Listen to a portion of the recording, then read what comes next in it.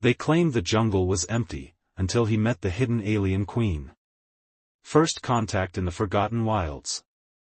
The jungle canopy of Proxima Centauri 7 filtered the harsh sunlight into dappled patterns that danced across Lieutenant Raven Blackwood's armored exosuit. She paused to scan her surroundings, the quiet hum of her equipment the only sound beyond the ambient calls of alien wildlife. According to Galactic survey records, this planet was classified as uninhabited, rich in resources but devoid of sentient life. "Base camp, this is Blackwood," she reported, her voice steady despite the sweltering heat. "Sector 19 appears clear. Moving to place the final sensor array." Static crackled before Commander Thornton's gruff reply came through. "Copy that, Lieutenant. Make it quick. Atmospheric disturbances are increasing, and we want everyone back before the storm hits." Raven acknowledged the order and continued her trek through the dense foliage. As Recon Division's most experienced scout, she'd explored dozens of frontier worlds, but something about PC-7 felt different. The jungle wasn't just alive, it felt deliberate. Plants that appeared random at first glance revealed subtle patterns upon closer inspection. Wildlife behaviors seemed coordinated, almost intelligent. Her scanner beeped softly, interrupting her thoughts. "That's odd," she muttered, studying the readings. Electromagnetic anomalies scattered throughout the region, too regular to be natural. She adjusted her course to investigate the nearest signal. 20 minutes later, Raven stood before a massive tree unlike any other in the jungle. Its bark shimmered with faint iridescence, and intricate patterns that resembled circuit boards ran along its trunk. She reached out a gloved hand, hesitating just short of touching it. "Blackwood to base. I've found something unusual." Before Commander Thornton could respond, the ground beneath her feet trembled. The tree's patterns illuminated, pulsing with ethereal blue light. Raven instinctively drew her plasma pistol as the earth split open, revealing a hidden passage. "Base, do you copy? I'm detecting a subterranean structure. Definitely artificial." Only static answered. The electromagnetic field had intensified, cutting off communications. Protocol dictated she should retreat and report, wait for a properly equipped team. But Raven had never been one to leave discoveries unexplored. "Guess I'm on my own," she murmured, activating her suit's recording systems and descent gear. The passage beckoned with soft bioluminescent light. Against her better judgment, she began her descent. The tunnel system stretched deeper than her initial scan suggested, an elegant blend of natural cave formations and precision engineering. Living biolights illuminated her path, responding to her presence by brightening as she approached and dimming after she passed. After nearly an hour of careful exploration, the tunnel opened into a vast underground cavern that stole Raven's breath away. A sprawling city spread before her, seamlessly integrated with the massive root systems of the jungle above. Structures resembling buildings spiraled upward in organic curves, pulsing with the same bioluminescent light as the tunnels. "This is impossible," she whispered to herself. The survey team scanned this entire region. How did they miss this? "Because we wished it so," came a melodic voice from behind her. Raven spun, weapon raised, to face the speaker. What stood before her defied easy description. Humanoid in general shape, the being stood nearly 7 feet tall with deep indigo skin that shimmered with patterns similar to those on the tree above. 4 arms emerged gracefully from a slender torso, and luminous eyes regarded her with unmistakable intelligence. "You can lower your weapon, human," the being said in perfect galactic standard. "If we wished you harm, you would not have found your way here." Raven kept her pistol steady. "Who are you, and how do you know my language?" "I am Nixera, Queen of the Luminar."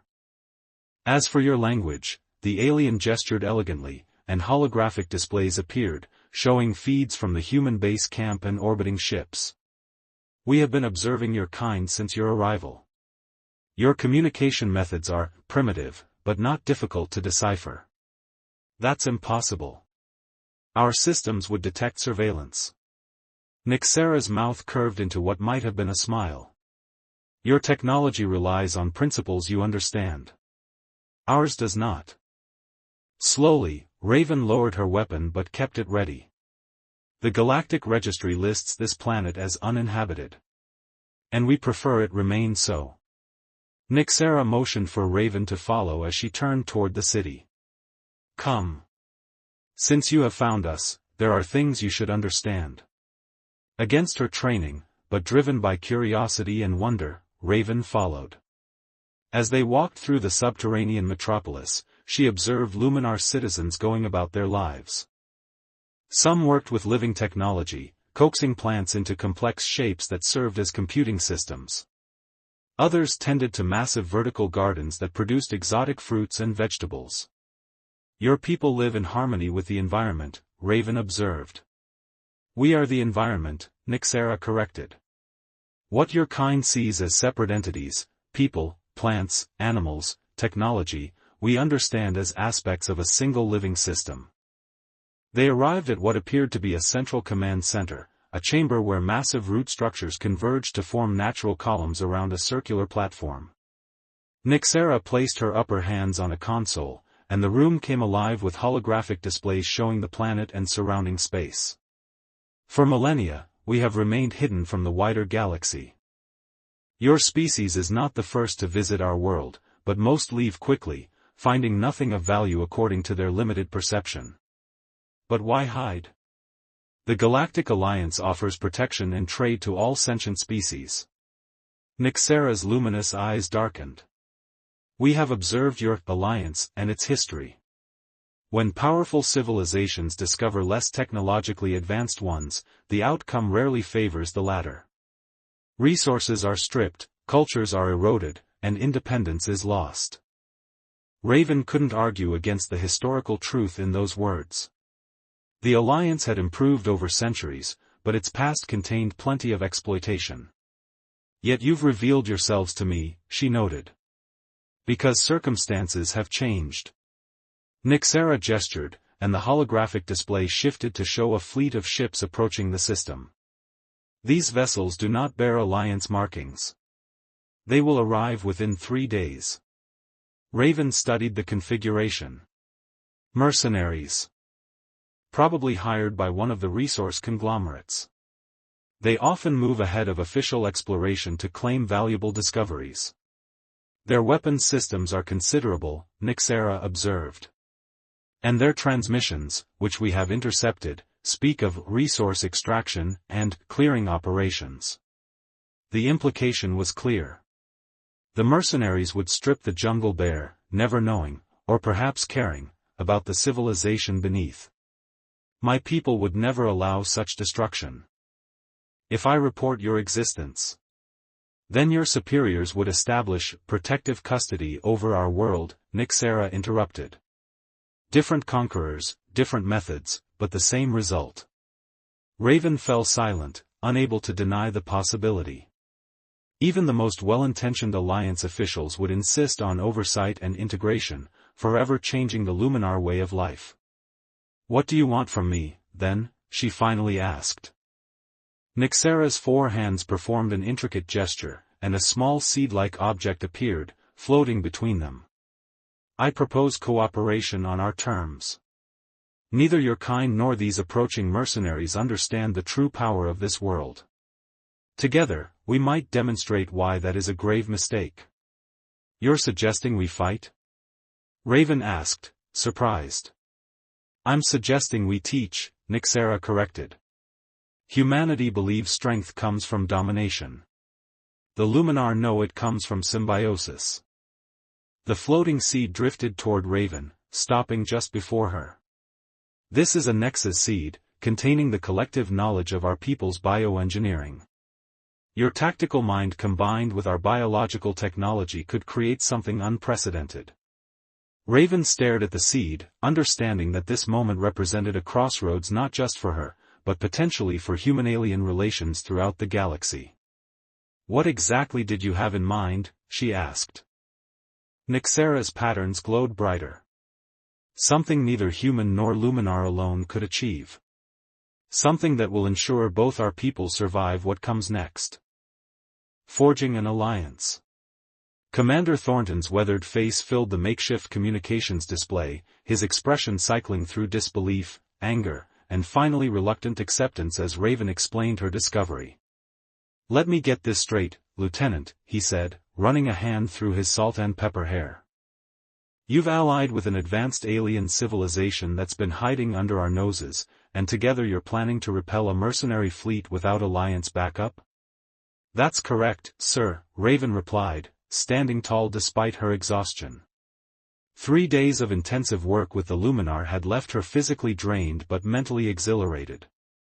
"Requesting your cooperation in maintaining communications blackout with Alliance Command until after the engagement." "That's bordering on treason, Blackwood. With respect, sir, premature disclosure could jeopardize everything. The mercenaries monitor Alliance channels. If they learn what's here, they might just decide to bombard the planet from orbit rather than risk a ground assault." Thornton studied her for a long moment. "You trust these aliens that much?" Raven glanced at Nixera, who stood patiently beside her. "I do, sir. And I believe what we've developed will change warfare, and possibly human-alien relations, forever." After another long pause, Thornton nodded.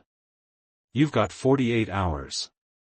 After that, I'm obligated to report everything, regardless of outcome." "Understood, sir." "Thank you." When the communication ended, Nixera turned to Raven. "Your commander carries great responsibility. It weighs on him." "As it should," Raven replied, leading the way back to the development chamber where their joint project neared completion. Power without accountability corrupts quickly. The chamber had transformed over the past days, now filled with dozens of pod-like structures, each containing what they had dubbed symbiosis armor, a revolutionary merger of human combat technology and Luminar biological engineering. Scientist Oren, Nixera's chief bioengineer, greeted them at the entrance. His six-fingered hands moved gracefully over a living console as he monitored the development process.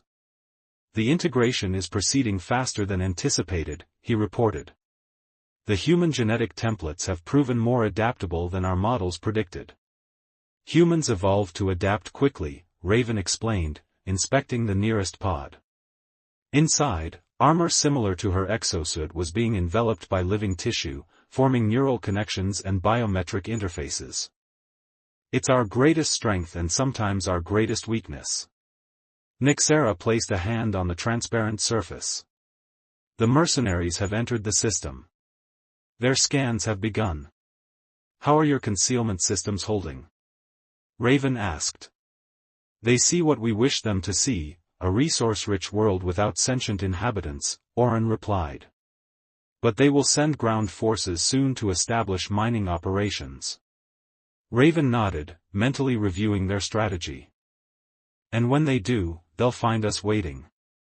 "How many volunteers do we have?" 23 Luminar have successfully bonded with the armor, Nixera said. "Each now carries aspects of human tactical thinking enhanced by our biological abilities." "And my team?" Raven asked. 17 have accepted the symbiosis. They now understand aspects of Luminar consciousness while retaining their human identity and combat training. It was a small force against the hundreds of mercenaries likely to deploy, but numbers had never been the point of their plan. Innovation was. The following day, as predicted, the mercenary fleet established orbit and began landing operations. Their initial scans had revealed rich mineral deposits throughout the jungle region, and their commanders wasted no time dispatching harvester units and security teams. From her position in the canopy, now clad in her own symbiosis armor, Raven observed the first wave of mercenaries establishing a perimeter. The armor felt alive against her skin, because it was. Luminar biotechnology merged with her nervous system, enhancing her strength, speed, and senses beyond human limits while preserving her tactical mind and combat experience. "All units in position," she sub-vocalized, the armor transmitting her thoughts through the Luminar's organic network. Remember the objective: demonstration, not destruction. We want survivors to spread the word. Acknowledgements flowed back through the network, carrying not just confirmation but emotional context, determination, resolve, and a touch of anticipation from both human and Luminar forces. "Commence Operation Symbiosis," she commanded. The jungle itself seemed to come alive around the mercenary camp. Trees bent impossibly, vines moved with purpose, and the ground shifted to create natural traps. Confusion spread through enemy ranks as their equipment malfunctioned, affected by targeted electromagnetic pulses generated by Luminar biotechnology. Then the symbiosis warriors emerged, seemingly materializing from the jungle itself. Human soldiers moved with inhuman grace, their armor responding to both conscious commands and automatic threats. Luminar warriors employed tactical formations and combat techniques previously unknown to their peaceful culture. Raven led her squad straight toward the command post, moving faster than human reflexes could track. Mercenary weapons fire was absorbed by her living armor, which repaired itself instantly. When she reached the mercenary commander, a hulking man whose armor identified him as Captain Drayson, she didn't attack immediately. Instead, she simply stood before him, allowing her armor to shift and reveal her human face. "Captain," she said calmly, "I'm Lieutenant Raven Blackwood of the Alliance Recon Division, currently acting as diplomatic liaison to the Luminar Sovereignty of Proxima Centauri 7. Drayson's weapon remained trained on her, but confusion was evident in his eyes. "What the hell are you talking about? This planet is uninhabited." "A common misconception," Nixera replied, emerging from the jungle nearby, her royal armor more elaborate but functionally identical to Raven's. "One we've encouraged until now." Around them, the mercenary forces were being systematically disarmed and contained, their weapons rendered useless by targeted biological countermeasures. "I suggest you order your forces to stand down," Raven continued. This demonstration was restrained. It needn't escalate further. "Demonstration?" Drayson snarled. "Of what?" "Of symbiosis," Nixera answered. "The joining of human and Luminar strengths to create something neither could achieve alone." Raven raised her arm, allowing the living armor to flow like liquid, revealing the integration of technology and biology. "Your employers sent you here believing this was an easy target, an uninhabited world ripe for exploitation. That information was incorrect. The Luminar have protected this planet for millennia," she continued. "Now they have human allies who understand their value. Whatever price you were offered isn't worth what will happen if you persist." After a tense moment, Drayson lowered his weapon and activated his comm. "All units, stand down. I repeat, stand down." Later, as the mercenary ships retreated from the system, Raven and Nixera stood at the entrance to the hidden city, watching the sunset through the jungle canopy. "They'll be back," Raven said softly. "Maybe not these mercenaries, but others. Once word spreads about what's here." "Let it spread," Nixera replied with confidence. "Let the galaxy know that human and Luminar stand together. Let them understand that strength comes not from conquest but from cooperation." Raven smiled, feeling the living armor adjust to her changing emotions. "The Alliance Council will want to establish formal relations. There will be diplomats, scientists, cultural exchange programs. And we will welcome them, on our terms." Nixera's four hands performed an elegant gesture of acceptance. "Your people have much to teach us about resilience and adaptation. We have much to share about harmony and biological technology." As night fell over the jungle, stars appeared in the darkening sky. Each one potentially held worlds where similar first contacts might someday occur. But few, Raven suspected, would be as transformative as what had happened here on a planet that everyone had claimed was empty. "To symbiosis," she said, extending her hand in the human gesture of partnership. Nixera took it with two of her hands, while her other two performed the Luminar blessing of new beginnings. To the future we will build together.